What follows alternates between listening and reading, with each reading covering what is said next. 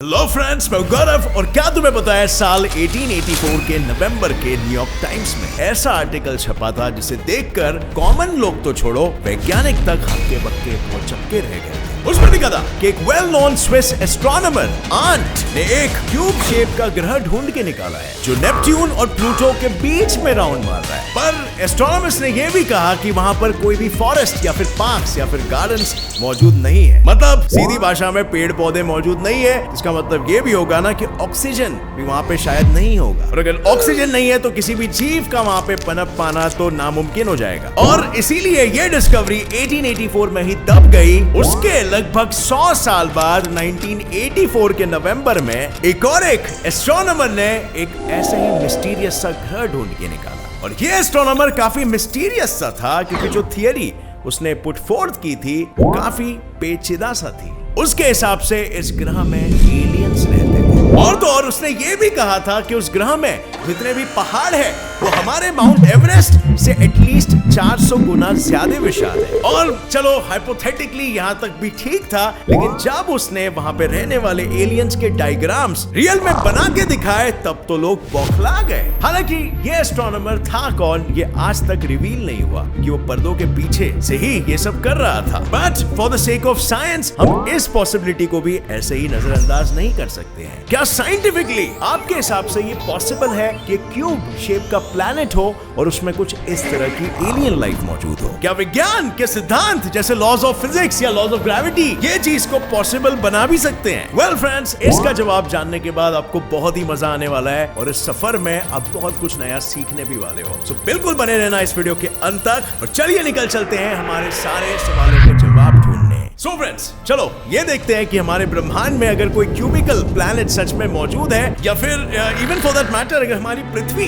ये क्यूब की शेप में होती तो क्या होता? वेल, हमें एक तरीके से समझना है कि इस शेप में सच्ची में एलियन लाइफ फॉर्म हो पाएगी या फिर नहीं। यहाँ पर जीवन के पनपने की क्या शंका आशंका है, चलिए जानते हैं। सो अगर कोई क्यूबिकल ग्रह यानी कि 6 साइड्स वाला ग्रह हमारे सोलर सिस्टम में मौजूद है, या फिर हमारी पृथ्वी अगर क्यूब शेप की है, तो फिर जाहिर सी बात है उस पर भी हमारे सारे वही फिजिक्स के लॉज भी एप्लीकेबल होंगे, है ना? और जैसे कि हमें पता है कि gravitational force always attracts towards where? Centre. मतलब अगर हम सिर्फ उस ग्रह के ग्रेविटेशनल फोर्स को ही कंसीडर करें तो हमें यह समझेगा कि इसके जो 6 फेसेस हैं उन फेसेस का सेंटर क्यूब के सेंटर से काफी नजदीक होगा एज कंपेयर टू क्यूब के एजेस एंड कॉर्नर्स।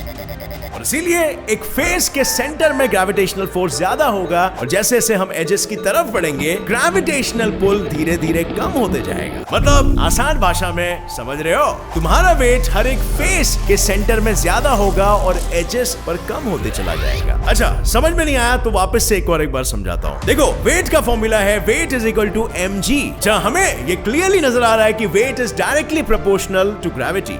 मतलब अगर ग्रेविटी बढ़ेगा तो वेट भी बढ़ेगा, और अगर ग्रेविटी घटेगी तो वेट भी घटेगा। बट अब आएगा एक ट्विस्ट। जब तुम फेस के सेंटर से एज की तरफ चलना स्टार्ट करोगे तो तुम्हें हमेशा ऐसा फील होगा जैसे तुम एक पहाड़ चढ़ रहे हो, और अगर तुम एज से सेंटर की ओर आओगे तो तुम्हें ऐसा फील होगा मानो तुम एक पहाड़ उतर रहे हो। अजीब सा लोचा है ना? बट ये भी ग्रेविटेशन की वजह से ही संभव हो पाता है। एकदम बच्चों की पपलू भाषा में बताऊं तो ग्रेविटी हमेशा परपेंडिकुलर ही एक्ट करती है किसी भी चीज पर और उसे टुवर्ड्स सेंटर खींचती है बाबा। पर अब क्यूब शेप में क्या होगा, वो तुम्हें हमेशा क्यूब के सेंटर में खींचेगी। एक बार सुनना अच्छे से, centre of the cube, centre of any face नहीं। और इसीलिए जब तुम सेंटर ऑफ फेस से एजेस की ओर बढ़ना स्टार्ट करोगे ग्रेविटी तुम्हें पीछे एंड नीचे की डायरेक्शन में खींचेगी, और इसीलिए तुम्हें ऐसा लगेगा कि तुम जैसे एक पहाड़ उतर रहे हो। अब ये सब तो फिर भी ठीक है, लेकिन क्या तुम्हें मेरी इंट्रो वाली वो बात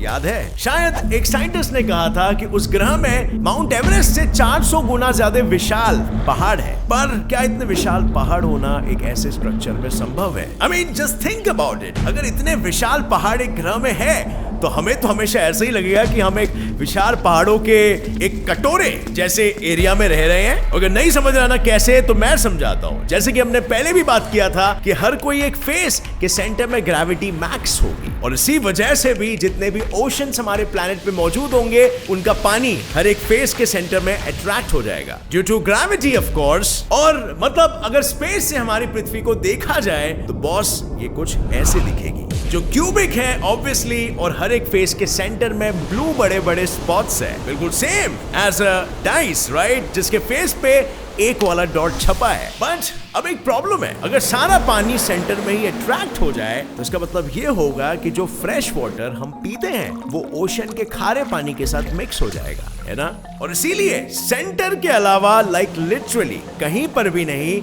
एक बूंद पानी का भी मिलेगा। मतलब न तालाब, न नदियां, न पॉन्ड्स, न झरने, न कोई भी फ्रेश वाटर बॉडीज, कुछ भी नहीं बचेगा। और ये देखकर बॉस सिर्फ मैं एक बात कहना चाहूंगा कि क्यूबिक किस्म के अर्थ में पीने के पानी के जरूर बांधे हो जाएंगे। पर यूं में से कि समुद्र में तो पानी है, तो किसी और किस्म के जीव के पनपने के चांसेस तो काफी हाई हो जाएंगे, जैसे कि मछलियां या कोई भी aquatic life. So yes, that's right. But friends, हमने इसके पहले वाले केस का एक्सप्लेनेशन नहीं दिया था कि हमें ऐसा क्यों महसूस होगा कि हम एक कटोरे में रह रहे हैं बड़े बड़े पहाड़ होने की वजह से। सो फ्रेंड्स, जैसे कि हम सेंटर ऑफ फेस से एजेस की ओर बढ़ेंगे तो जमीन की ऊंचाई बढ़ती जाएगी, क्योंकि ज्यादा ग्रेविटी मौजूद नहीं है नीचे जो जमीन को नीचे खींचे। और इसीलिए जब तक हम किसी भी क्यूबिक फेस के एज तक पहुंचेंगे वो जमीन इतना हाइट तक बढ़ गया होगा कि लाइक लिटरली वो हमारे माउंट एवरेस्ट से 400 गुना ज्यादा हाइटेंड हो गया होगा। मतलब भाई, इन माउंटेन्स की चोटियां सीधा स्पेस में जमीन से निकलती है। और इसीलिए जब भी हम किसी भी क्यूबिक फेस के सेंटर से एज की ओर दिखेंगे तो हमें चारों तरफ सिर्फ आसमान से भी ऊपर जाते हुए पहाड़ ही दिखेंगे, और इसकी वजह से हमें हमेशा ऐसा ही लगेगा कि हम किसी पहाड़ों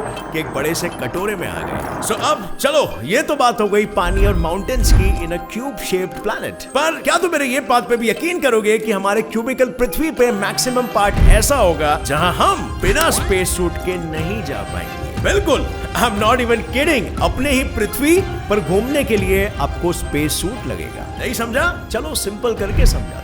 देखो, अभी हमारी इस नॉर्मल सी पृथ्वी में आज जो एटमॉस्फेयर है वो हर जगह पे इक्वल इसीलिए है क्योंकि हर जगह से ग्रेविटेशन भी इक्वल है। बट क्यूबिकल प्लैनेट में ऐसा नहीं होगा। सेंटर ऑफ फेस के वहां पर ग्रेविटी ज्यादा होगी, और इसीलिए क्यूब शेप्ड ग्रह या फिर क्यूब शेप्ड पृथ्वी पर एटमॉस्फेयर हर एक फेस के सेंटर में एक बड़ा सा बबल बना लेगा, जिसके अंदर हम या कोई और जीव पनप पाएगा। पर अगर किसी भी जीव ने उस बबल के बाहर जाने की कोशिश की, या कह सकते हैं जरूरत भी की, तो उसे स्पेस सूट पहनना कंपलसरी होगा। क्योंकि जब प्लैनेट के उस पार्ट में एटमॉस्फेयर ही मौजूद नहीं है, इसका मतलब तो यही हुआ ना कि तुम स्पेस से डायरेक्ट कांटेक्ट में ही आ जाओगे। और अगर तुम स्पेस के हार्मफुल रेडिएशंस, अपने बॉडी के प्रेशर और ऑक्सीजन के लेवल्स को मेंटेन करने के लिए स्पेस सूट नहीं पहने, तो तुम्हारी हालत बहुत ही खराब हो जाएगी, and that would immediately lead to death. But अब में भी बहुत से लोगों के जहन में ये क्वेश्चन होगा कि भाई गौरव, अगर बीच में पानी है, एजेस पे सिर्फ पहाड़ है और एटमॉस्फेयर भी लिमिटेड है, तो हमारे पास रहने के लिए कितनी जगह बच रही है जहां पर हम शांति से सांस ले पाए? वेल, जिस जीनियस लोगों के मन में ये क्वेश्चन आया, वेरी स्मार्ट, मुझे पता था किसी ना किसी के मन में ये क्वेश्चन जरूर आएगा, और इसीलिए मैंने कुछ खुफिया सूत्रों की मदद लेकर कुछ वैज्ञानिकों के पास से कैलकुलेशंस करवा लिए। और उनके मुताबिक सेंटर में जो ओशन मौजूद होगा ना, वो कुछ 4000 किलोमीटर्स में फैला होगा, और ये ओशन हर एक फेस में होगा। और जो एटमॉस्फेयर का बबल होगा उसकी ऊंचाई होगी 100 किलोमीटर्स, और वो पूरे के पूरे ओशन को कवर तो जरूर करेगा, पर उसके अलावा भी वो ओशन के आजू बाजू सिर्फ और सिर्फ 10 किलोमीटर्स का ही एरिया कवर करेगा। सो ये तो वही बात हो गई, आगे कुआं और पीछे खाई। ना ही हम पानी में रह सकते हैं और ना ही पानी के बाहर। सिर्फ 10 किलोमीटर का एरिया है, और अगर हमें इसके बाहर जाना है तो हमें स्पेस सूट की जरूरत पड़ेगी। सो भाई, अभी थोड़ा कैलकुलेशन लगा लो। हमारे पृथ्वी की जनसंख्या 780 करोड़ है, और ये क्यूबिक ग्रह के हर एक फेस पे हमें सिर्फ 1,56,315 किलोमीटर का एरिया ही मिलेगा, जिसमें हमें इतने सारे लोगों को फिट करना होगा। और अगर हम सिर्फ अपने ह्यूमंस की बात करें तो भी एक बार ठीक है, मगर इस ग्रह में और एनिमल्स को भी मिलाकर फिट नहीं किया जा पाएगा। यहाँ पर ना तो फॉरेस्ट होंगे, ना जंगल्स, ना पार्क्स और ना इवन गार्डन्स, क्योंकि एक तो वैसे ही इतने छोटे एरिया में इतने सारे लोग कैसे रहेंगे, वही प्रॉब्लम, और उसमें से अगर फॉरेस्ट या गार्डन्स लगा दिया जाए तो इतनी जगह वेस्ट करना हमारे लिए फीजिबल नहीं बन पाएगा। बट अगर हम फॉरेस्ट या जंगल जैसी इंपॉर्टेंट चीजें हटा दे तो बॉस ऑक्सीजन कहां से प्रोड्यूस होगा, और अगर ऑक्सीजन का कंटिन्यूस प्रोडक्शन नहीं होगा तो धीरे धीरे करके हमारे एटमॉस्फेयर से ऑक्सीजन का नामो निशान मिट जाएगा। और फिर तो कितना भी बड़ा एटमॉस्फेयर हो या ना हो, क्या फायदा जब हम वहां पर सांस ही नहीं ले सकते। मतलब ऐसे क्यूबिकल प्लैनेट में कोई भी जीव सिर्फ लिमिटेड समय के लिए ही जी सकता है। ऐसे प्लैनेट में जीवन काफी नामुमकिन सा है, बट फिर भी चलो हाइपोथेटिकली ही ये कंसीडर करते हैं कि आज अगर हमारी पृथ्वी क्यूब शेप्ड की है तो सबसे बड़ा खतरा आज के जनरेशन को किस चीज का है? वेल, आप यकीन नहीं करोगे बट आज की जनरेशन इंटरनेट नहीं यूज कर पाती और आप ये वीडियो देख नहीं पा रहे होते। वेल, सीरियसली बता दो कैसे। हम जब भी कोई टेलीकम्युनिकेशन सैटेलाइट ऊपर स्पेस में भेजेंगे वो सिर्फ कुछ ही देर के लिए सरवाइव कर पाएगा और फिर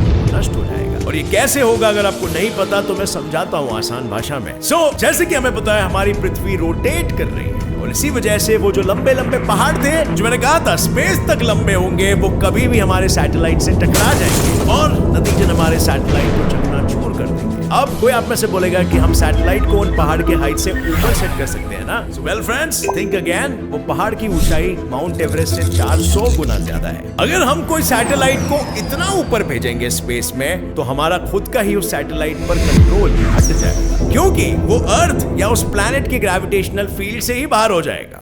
मतलब आसान भाषा में एक फेस वाले दूसरे फेस वालों से कांटेक्ट नहीं कर पाएंगे और ना ही वहां पे इंटरनेट होगा। मतलब गलती से अगर तुम्हारा कोई रिलेटिव या तुम्हारा कोई प्यारा कोई दूसरे फेस में रह रहा है तो भूल जाओ, तुम उनसे कभी भी नहीं मिल पाओगे, क्योंकि एक फेस से दूसरे फेस में जाने तक का सफर would be equal to space travel. एक छोटी सी ज्योमेट्रिकल बदलाव से इतना बड़ा परिणाम हो जाता है ना, काफी वियर्ड। और इसी के साथ ये सारी थियरीज जो हमने आज डिस्कस की उन पे जरा गौर करें तो हमें ये सबसे ये पता चलता है कि हमारे प्रेजेंट ब्रह्मांड में किसी भी प्लैनेट का क्यूबिक शेप का होना नामुमकिन है। पर फिर उन दोनों साइंटिस्ट का क्या जिन्होंने क्यूबिक प्लैनेट देखा है? वेल, काफी रिसर्चर्स और स्पेस टेलीस्कोप से अगर हम आज भी नेपट्यून और प्लूटो के बीच में देखते हैं तो हमें एडवांस टेलीस्कोप की मदद से भी आज तक वो ऑब्जेक्ट कभी देखा ही नहीं, और इसीलिए अभी तक उनकी वो डिस्कवरी एक मिस्ट्री ही रह चुकी है। पर फ्रेंड्स, आपके जाने से पहले एक सवाल आपके लिए। काफी सारे साइंटिस्टों ने जो मल्टीवर्स थियरी में बिलीव करते हैं उनका कहना है कि हमारे ब्रह्मांड के जैसे एक अनादर ब्रह्मांड मौजूद है रियल में, और ऐसे कई सारे ब्रह्मांड है, पैरेलल यूनिवर्सेस जिसे हम कहते हैं। बस सिर्फ उन यूनिवर्सेस में फिजिक्स के लॉज अलग हैं, और अगर फिजिक्स के लॉज अलग होंगे तो जाहिर सी बात है ग्रेविटेशन के लॉज भी अलग होंगे।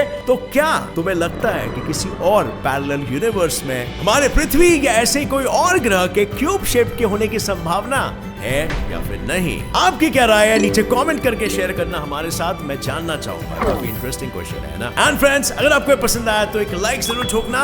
अगर आप नए हो इस चैनल पर तो अभी सब्सक्राइब कर लो और नोटिफिकेशन बेल को ऑन करके ऑल का ऑप्शन सेलेक्ट करना मत भूलना। See you in another interesting video. Till then, as always, stay curious, keep learning and keep growing. Jai Hind.